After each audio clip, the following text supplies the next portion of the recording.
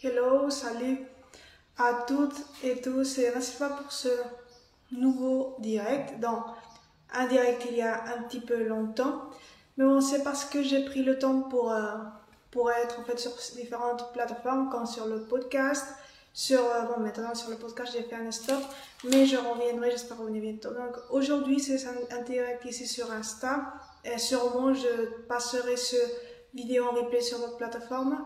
Bon, mes plateformes de réseaux sociaux. Donc aujourd'hui, on va traiter un thème hyper cool, mais plus que cool. Je crois que c'est une thématique centrale pour bien justement centrer qu'est-ce qu'on peut de notre chien, quelles sont les expectatives qu'on a, comment créer ou construire ton chien de rêve ou ta chienne de rêve, d'accord? Donc vraiment, c'est une thématique qui me passionne au fond et que j'ai pris le temps pour y réfléchir de manière on va dire simpliste, mais de manière générique plutôt, hier, parce que on peut tomber encore dans des pièges qui peuvent nous bifurquer du chemin qu'on a vraiment choisi pour nous et pour la relation qu'on veut épanouir l'amitié avec notre chien, d'accord, ou chien. Donc aujourd'hui, j'ai on va dire une formule simple, d'accord, pour actuellement, qui peut t'aider à créer ce chien de rêve. Donc, le premier point, c'est que contrairement à ce qu'on peut penser que le travail pour créer ce chien de rêve, d'accord, est plutôt versé sur le chien, donc c'est la responsabilité, on va dire, du chien d'être comme on veut qu'il soit ou qu'elle soit, d'accord, c'est-à-dire plutôt pas dans sa responsabilité, mais dans l'enseignement qu'on doit lui apprendre au chien, à l'espèce canine à s'adapter à nos besoins, à notre manière de vivre. Et normalement, on pense que le 100% est là pour créer ce chien de rêve. Et je dis pas que ça soit pas important, qu'à un certain moment, à un certain point, vraiment, c'est important que le chien s'adapte à notre style de vie parce que ce serait sinon incompatible. D'ailleurs, c'est vrai ça. Mais c'est pas un 100%, d'accord? Et c'est vraiment important de rêver d'avoir ce chien de rêve parce que c'est déjà, ça nous met dans un état émotionnel intéressant et bienveillant vers nous et qui va nous pousser à entreprendre plus d'actions que si on ne rêve pas à créer ou à imaginer ce chien de rêve, d'accord? Mais à la fin, c'est pas uniquement le chien qui a la responsabilité ou de se construire à notre manière. C'est une partie, à 50%, oui, c'est éduquer le chien, lui apprendre utiliser son potentiel qu'il a de se gérer par exemple émotionnellement, lui apprendre l'éducation, l'obéissance, c'est important pour qu'il y ait vraiment une communication entre nous, on puisse développer aussi dans un pourcentage cette confiance mutuelle et on puisse vraiment créer une fonctionnalité dans notre quotidienneté de la relation. Ok, en plus ça demande de se demander plus de choses, c'est-à-dire comment tu vas faire ça. Maintenant, je ne vais pas aborder quel est le mon comment pour cela, mais sachez que ça c'est une partie de la formule, c'est un 50%.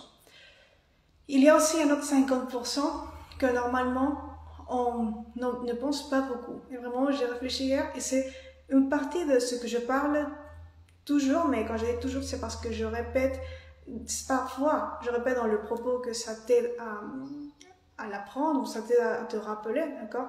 Parce que ça, c'est déjà vu que la répétition permet d'opérer le changement dans l'être humain. Donc, si je le dis dans ce point de vue. Donc, ce 50%, c'est, par exemple, changer ton schéma interne mental.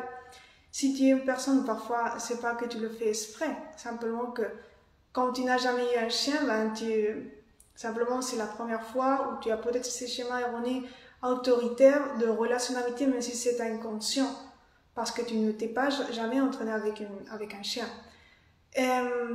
Tu ne vois pas ton chien comme égaux, comme dans une relation de égaux, d'accord, même si vous êtes différents, d'accord, mais ce schéma interne, c'est vraiment important pour que la relation fonctionne et qu'il est, comme je disais dans mes posts, dans certains de mes posts d'Instagram, c'est important qu'il y ait ce flow d'énergie, d'accord, qu'il n'y ait pas comme un obstacle énergétique, un obstacle de communication dans la dimension subtile, dans les dimensions subtiles.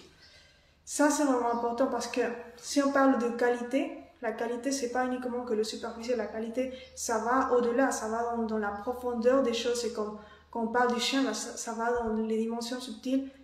Nous aussi, on a une énergie, on projette une énergie. Et donc, beaucoup de fois, ou au moins un pourcentage, notre énergie qu'on projette provient aussi, pas tout le temps, mais dépend de notre connexion à notre esprit, d'accord? Mais aussi, ça dépend si on a des schémas internes mentaux qui sont là à obstaculiser qu'on puisse s'exprimer naturellement, qu'on puisse connecter naturellement avec notre essence, avec celle de notre chien, ben, ils vont être là à obstaculiser. Donc, c'est important d'enlever ces schémas. C'est aussi vraiment important dans ce 50% pour créer ton chien de rêve de développer ta sensibilité, de changer ton état de conscience, je l'ai déjà dit, mais ça va partir de développer ta sensibilité, de développer ta capacité de sentir, de vraiment sentir dans ces dimensions que je te dis à ton chien. Ça va pas se passer du jour au lendemain, c'est sûr, mais c'est un entraînement et ce 50% demande qu'on soit nous, qu'on se demande quelles sont les actions que j'ai à entreprendre pour devenir cette personne qui est capable de soutenir ce chien de rêve, qui est en correspondance avec ce chien de rêve. Parce que parfois on a ce chien de rêve, je sais pas toi, mais par exemple, moi j'aime beaucoup le sport et j'adore que mes chiens soient actifs et ils le sont, d'accord? Et donc ça c'est une caractéristique de mon chien de rêve. À la fois, imagine-toi si moi, je ne suis pas une personne, peut-être moi j'ai déjà designé ça dans ma tête, imaginons que moi je n'ai actuellement pas de chien, d'ailleurs mais imaginons que je n'aurais pas, et donc si je veux ce chien de rêve, par exemple, une caractéristique, c'est pas une caractéristique certainement, mais si je ne m'entraîne pas pour moi aussi m'aligner à ce chien de rêve, à faire du sport, avoir des habitudes sportives dans un temps, organisation, discipline, résilience, habitude, constance, consistance. À la fin, ce chien de rêve, même si j'ai un chien qui a ce potentiel, qui a ces capacités sportives ou qui simplement physiquement est assez dynamique, à la fin, ben, mon chien de rêve ne va servir à rien parce que mon chien va être là, mais moi, je ne vais pas être la version qui est capable de soutenir ce chien de rêve ou qui est capable de soutenir ce rêve, d'accord? Donc, c'est vraiment important qu'une fois que tu sais quelles sont les caractéristiques de ton chien de rêve, tu puisses t'aligner aussi. Savoir que c'est aussi ta responsabilité de devenir cette version ou la trouver, la pulir en toi, d'accord, pour t'aligner à cette version de ton chien. Et donc ça c'est vraiment important. J'ai dit cette caractéristique, mais évidemment, moi je valorise plus que le physique dans un chien. Je crois aussi à la personnalité du chien, comme sa sensibilité. Normalement, c'est pas la race qui me tire vers un chien ou une chienne. Mais bon, j'avais prédilection quand j'étais plus adolescente, plus jeune, parce que je le suis encore, pour les chiens nordiques, et je l'ai encore, j'aime beaucoup les chiens nordiques, mais je ne regarde pas uniquement ce côté, c'est pas une caractéristique, ma principale caractéristique, d'accord? Ma principale caractéristique depuis même que j'ai choisi mes chiens a été l'énergie, d'accord? Quelle est l'énergie, comment je me sens, c'est-à-dire quelle est l'énergie qu'ils me donnent, comment je vois ce niveau d'énergie, comment je me sens quand je suis avec eux, d'accord, dès le premier moment. Et c'est de cette manière que j'ai choisi mes chiens. Il y a aussi d'autres paramètres, mais ça c'est le plus important. Comment je me sens vivre quand je suis avec ce chien, comment je sens le potentiel. Là, c'est quand je prends une décision. Il y a d'autres paramètres, évidemment. Il y a d'autres paramètres que tu pourrais utiliser pour choisir ton chien idéal. Je ne peux pas dire que c'est l'unique, parce que vraiment, si, par exemple, même si l'énergie va bien, et je pense que c'est un point très important, mais tu es une personne qui va faire des marathons toutes les semaines, ou qui est une personne qui n'est pas beaucoup chez elle, parce que tu fais, par exemple, on invente des marathons, à la fin, tu vas vouloir que ton chien aille avec toi, ou même si tu ne fais pas des marathons, simplement tu fais assez de sport. Si tu choisis un chien qui peut-être, pas tous les chiens petits, hein, mais il y a évidemment certains chiens qui physiquement ne vont pas pouvoir être 2 heures à courir ou simplement 45 minutes tous les jours. Mais les chiens petits sont top, je n'ai rien contre, d'ailleurs je les aime aussi, ça fait partie aussi de ma mission, mais je veux que tu comprennes ce point. Donc, très important, ce 50% qui est ta responsabilité de shifter ton état de conscience, de t'aligner, de développer ta sensibilité à ces dimensions subtiles, de changer tes schémas internes mentaux. Évidemment, je ne te dis pas que tu le fasses seul, c'est pourquoi normalement je parle de mon programme de coaching online, mais c'est une chose à considérer parce que certainement ça va pas venir seul et c'est vraiment quelque chose à considérer. Donc, ça c'était 50-50% pour créer ton chien de rêve. Je crois qu'il y a aussi dans ce 50% qui nous correspond, que c'est pas le travail du chien, c'est notre travail, même si à la fin on va le faire parallèlement, parce que quand on avance dans la pratique, dans notre relation d'amitié, quand on construit quelque chose, même si c'est du plus fonctionnel avec notre chien, à la fin ça a un impact aussi en nous, c'est comme un reflet. Et je parlerai à la fin de ce direct de ce que veut dire ce reflet. Et donc c'est une des habilités c'est important qu'on domine, on va dire entre guillemets, parce que j'ai pas beaucoup de non dominés, mais oui, il faut qu'on soit à l'aise, c'est la gestion émotionnelle. D'accord? Ça, c'est une des habilités, c'est important qu'on puisse être doué, parce que sinon, on va être une source d'instabilité pour notre chien. Attention, je ne veux pas dire que émotionnellement, tu dois être équilibré intérieurement. C'est très différent. Je veux dire, quand je parle de gestion émotionnelle, pour les personnes, je parle de savoir gérer tes émotions, être consciente, les accepter, les valider et ne pas projeter d'une manière instable ces émotions ou à travers des comportements dysfonctionnels pour votre relation d'amitié avec votre chien, mais ça appliquerait pour tout. Dans ce cas, c'est pour ce domaine. Ça veut pas dire que tu as une richesse d'émotions comme moi d'ailleurs, intérieurement, et que tu sois consciente de toutes les couleurs de tes émotions dans la journée, comment ils fluctuent, mais que tu ne projetes pas, que tu essayes de faire des activités sportives pour relaxer, on va dire, sortir, parfois c'est un excès d'énergie, mais surtout les émotions c'est pas toujours un excès d'énergie, je veux dire, mais ça peut aider de faire du sport parce que ça va t'aider à te relaxer intérieurement. Donc si tu es relaxé intérieurement, tu vas pouvoir mieux gérer ces émotions que si tu es dans un état tense ou trop énergétique et tu ressens beaucoup de richesse émotionnelle. Donc ça, de mon point de vue et de mes vécus, ça va être plus difficile. Donc oui, c'est une recommandation, aller faire du sport. Ça ne va pas être une activité sportive certainement qui tous les jours à entraîner. D'ailleurs, comme je l'ai dit dans le podcast, ça suffit que tu fasses quelque chose de régulier, de constant, pour que ça ait un impact émotionnel dans ton bien-être émotionnel, dans ta gestion du stress. Donc, ça c'était une chose que je ne voulais pas laisser de dire dans ce 50% qui te correspond à toi pour que tu crées ton chien de rêve. Et en plus, comme je disais, à la fin, la relation d'amitié qu'on a avec notre chien nous reflète toujours. Ça c'est le beau, quand on voit comme ce reflet dans notre chien, c'est-à-dire la capacité qu'on a à lui faire confiance. Souvent ça reflète à un certain moment la capacité qu'on a à nous faire confiance à nous-mêmes. D'accord? Et par exemple, la capacité qu'on a d'être sensible à leurs émotions, à les dimensions plus subtiles du chien, comme la partie énergétique, son âme, ça reflète aussi à un certain moment quel est notre degré de connexion à notre essence, à notre âme. C'est pourquoi je parle beaucoup du concept, entre guillemets, parce que c'est dans les dimensions subtiles, du concept de connexion à cette essence wild, d'accord?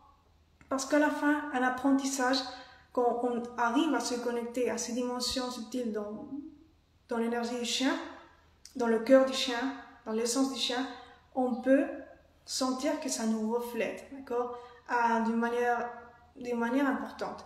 Donc, c'est vraiment quelque chose qu'on n'arrive pas du jour au lendemain, mais c'est quelque chose qui, oui, si on a une structure, si on a un comment, on a une discipline, on a un engagement, on peut arriver à cela, et surtout si on développe la sensibilité. Oui, et ce point de la sensibilité donne beaucoup à dire d'ailleurs, parce que, bon, je ne vais pas m'étendre à parler de moi, mais c'est vrai que par rapport à mon histoire, il y a certaines choses que j'ai découvertes récemment.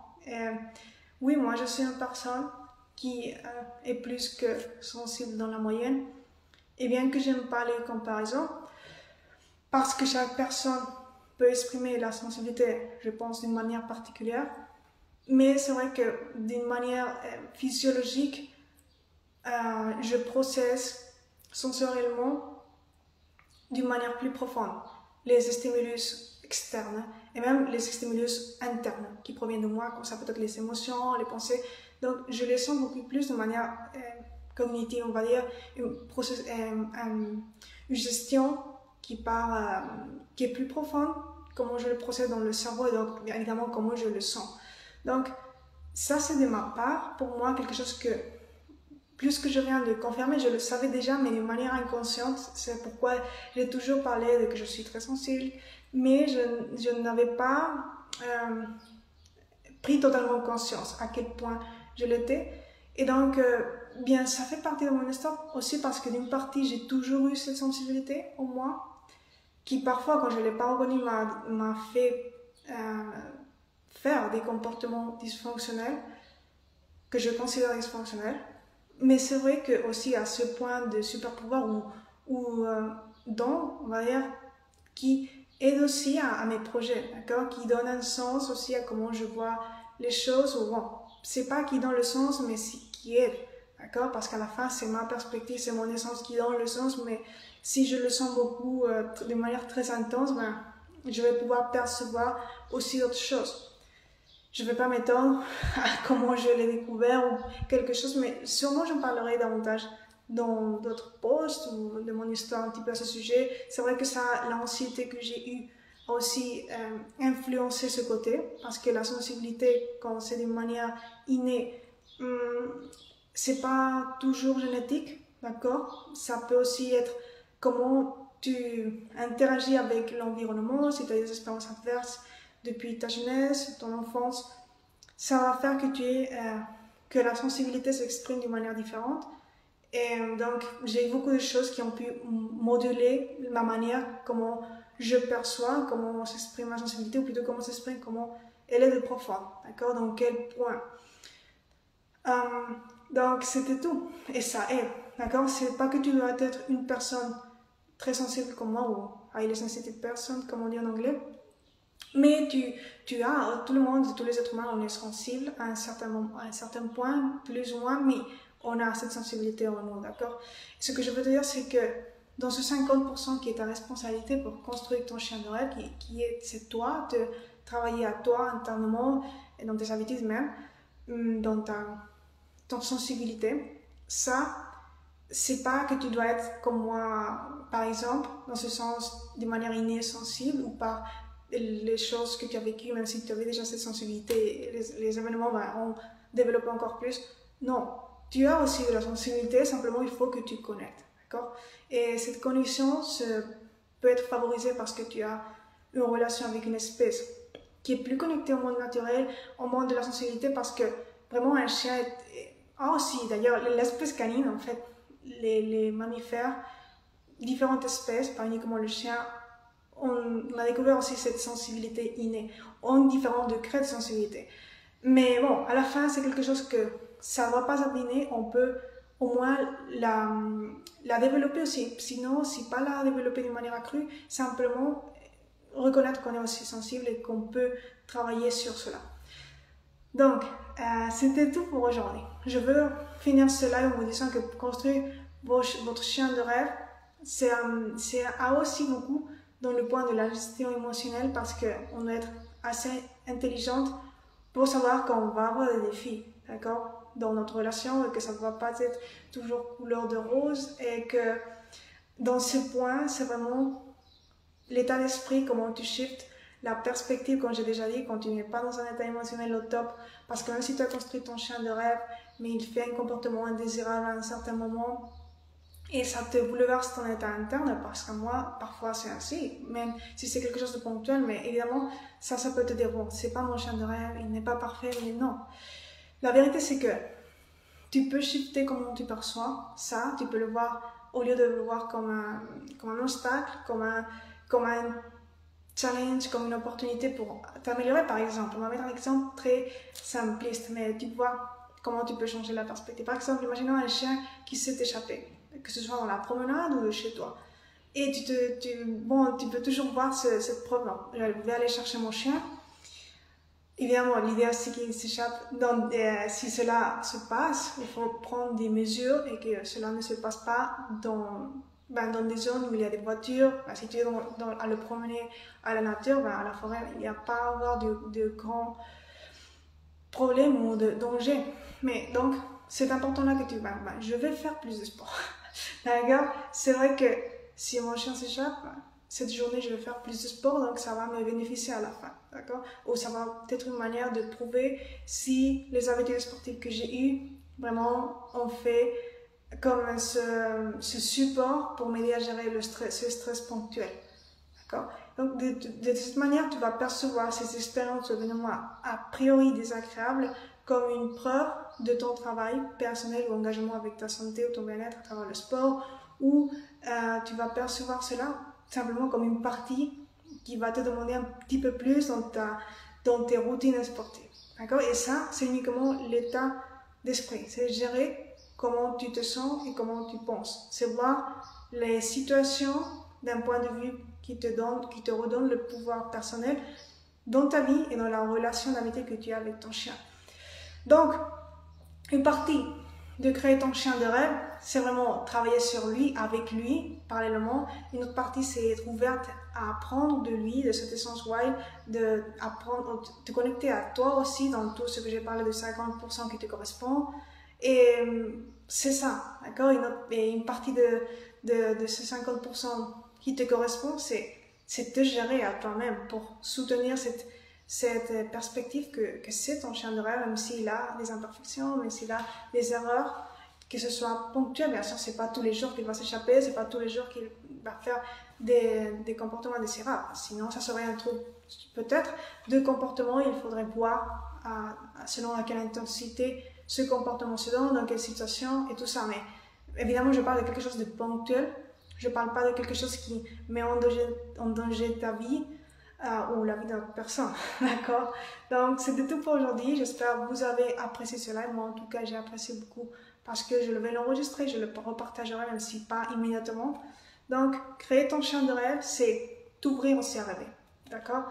Parce que quand on parle de créer ton chien de rêve, ça te pousse à rêver, et ça, c'est très bon, l'habitude de rêver, mais aussi ça te pousse à imaginer et à mettre en pratique cela pour pouvoir t'aligner, toi, comme personne, et créer ce chien. Donc, à bientôt, j'espère que vous avez aimé, et on se verra bientôt. Oui, j'allais couper ce direct sans vous dire, j'allais oublier. Donc, comme vous voyez, je suis assez spontanée, et sans vous dire que, évidemment, je ne veux pas que vous pensiez que je vous dis de faire ça tout seul, bien que je crois au talent des personnes, et je crois que les personnes peuvent avoir certaines perspectives individuelles qui peuvent faire que tu puisses créer, toi, ton chien de rêve. Mais c'est vrai que je priorise aussi, ou je te recommanderais de le faire accompagner dans ce sens d'accompagnement digital. Donc, si toi, tu veux créer ton chien de rêve, sache, je ne peux pas te laisser à te dire que crée-le toi seul, parce que je sais que se connecter à soi-même, à moi, ça m'a coûté du temps, de la réflexion, de me connecter à cette essence wild aussi du cœur sauvage, et qu'à la fin, c'est moi, d'apprendre ce que je sais. Ça m'a coûté aussi assez de temps d'apprendre, de développer ma perspective. Donc, à la fin, ça peut aider dans le sens de temps, de faire les choses avec une méthode ou simplement une personne qui peut te guider dans atteindre cet objectif. Donc, si tu veux voir cette relation épanouie d'amitié, cette relation transcendante, et d'ailleurs, c'est ma perspective personnelle et ma mission dans ce projet, d'accord? Donc, si tu veux ça, si tu es engagé et discipliné, et ça c'est très important, parce que d'ailleurs, son engagement et son discipline, même si on a, d'ailleurs, je considère déjà qu'on a le potentiel et le talent, mais à la fin, on n'arrive pas, parce que si on a tout, mais on ne s'engage pas, on ne donne pas la possibilité à nos talents de fleurir et à notre potentiel interne, ni à la relation de notre chien, qu'on a avec notre chien. Donc, c'est vraiment important, si tu es cette personne engagée et de volonté, de discipline, que tu puisses passer par ce programme que j'ai designé de coaching avec 5 axes principaux pour que tu puisses travailler tous ces points que j'ai dit dans ce direct, c'est-à-dire dans la partie qui est plus liée à l'état d'esprit, au mental, à la gestion émotionnelle, à shifter cette perspective que tu as de toi, mais aussi de la relation que tu peux avoir avec ton chien, parce que normalement on considère pas toujours que c'est possible une relation transcendante, où on pense que c'est comme dans l'envol, c'est-à-dire que ça c'est comme un peu fou, mais la réalité c'est que c'est une question de perspective, c'est une question, si tu veux te connecter à quelque chose de plus profond dans la pratique fonctionnelle de ce que tu lui apprends et quand tu apprends aussi de lui, et ça c'est une relation transcendante. Donc une relation d'amitié qui va rester à vie. Même quand le chien ne sera pas là, tu auras appris beaucoup de lui. Donc tu auras appris à avoir confiance en toi parce que ça sera la conséquence que tu t'es connecté directement à cette dimension subtile de l'âme, de l'essence web du chien. Ça, comme mission principale derrière tout le programme de coaching. Mais à la fin, c'est vrai que le programme, c'est pas uniquement les dimensions subtiles, bien que c'est le focus comme l'objectif qui dérive de tout ce que je fais. Mais à la fin, il y a des points, comme je dis toujours, qui sont très fonctionnels, qui sont vraiment importants du comportement canin, apprendre à leur apprendre à gérer leurs émotions, plutôt ça partie de l'autocontrôle. Et des points aussi, l'habitude saine, très important, des points de comment tu libères, d'accord? Parce que notre énergie, notre état d'esprit, nos émotions, comment on se projette, notre état de conscience, tout cela projette un mood, projette une énergie. Et à la fin, cela fait que tu libères d'une manière plus efficace ou moins efficace ton chien dans différentes situations, contextes, que ce soit au parc, simplement quand tu fais une promenade, et ça a un impact. Donc apprendre tout cela, ça prend le temps, et ça c'est inclus dans mon programme de coaching. C'est assez spécifique, c'est-à-dire c'est un programme que j'alterne toujours cette vision de l'essentiel, mais en même temps je donne des données concrètes du comportement canin, donc c'est assez magique dans ce point. Et en plus, je parle certainement de mes expériences professionnelles, mais personnelles, c'est-à-dire que j'ai eu dans ces points, d'accord? Quoi de plus? Mais il y a aussi la partie, il y a différents axes. Je ne vais pas détailler tout ça aujourd'hui, mais à la fin, l'objectif de ces 5 axes, c'est que tu puisses avoir une vision qui va te permettre d'aborder l'essentiel pour créer ce chien de rêve, depuis qu'il est chiot, d'accord? Si tu es un chien adulte, ça appliquerait aussi. Je ne vais pas te dire que non, bien sûr, parce que la plasticité du cerveau du chien fait qu'il puisse apprendre, quel que soit l'âge. C'est jamais quelque chose une cause perdue à un chien. Mais ce programme de coaching est designé spécialement pour les chiots. D'accord? Donc, ça serait idéal que tu t'alignes à ça. Sinon, pas de problème. Également, les connaissances, mes expériences personnelles que j'ai eues, ma vision du projet, ma méthode sur ce programme de coaching relationnel va t'aider également. Ça, c'est ce que je veux dire. Donc, si tu es cette personne encore engagée, disciplinée, sache que tu as dans le lien de ma bio la possibilité d'achever cette formation. Il y a des détails que je ne vais pas parler maintenant, que j'ai déjà parlé dans un direct principal sur cela, sur les modules que maintenant peut-être j'ai abordé, mais très superficiellement. Dans les stories affichées, d'accord, dans mon Insta, tu as là sur e-learning, tu as ce direct que j'ai fait à ce sujet. Aussi, tu as d'ailleurs dans les Q&A les stories affichées, tu as comment acheter, d'accord, parce que même si c'est pas une question trop courante, c'est-à-dire, mais je crois, là j'ai dit quelque chose d'important pour pouvoir acheter cette formation que je ne vais pas dire maintenant. Et là, c'est important que tu puisses le consulter avant d'acheter. Donc, consulte mes stories affichées dans ma compte Insta, sur e-learning, pour savoir plus de détails, même si maintenant j'ai déjà eu le plus important et nécessaire pour que tu puisses prendre une décision. Et surtout les stories qui est la plus, les stories de, Q&A, d'accord? Que ça va te résoudre des questions sur comment acheter. Donc, si tu es cette personne, bien sûr, c'était tout.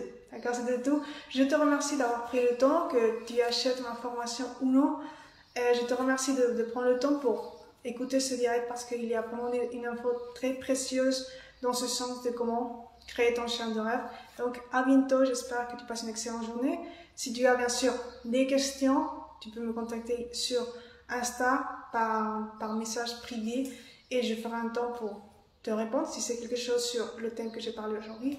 Donc, à bientôt, on se voit.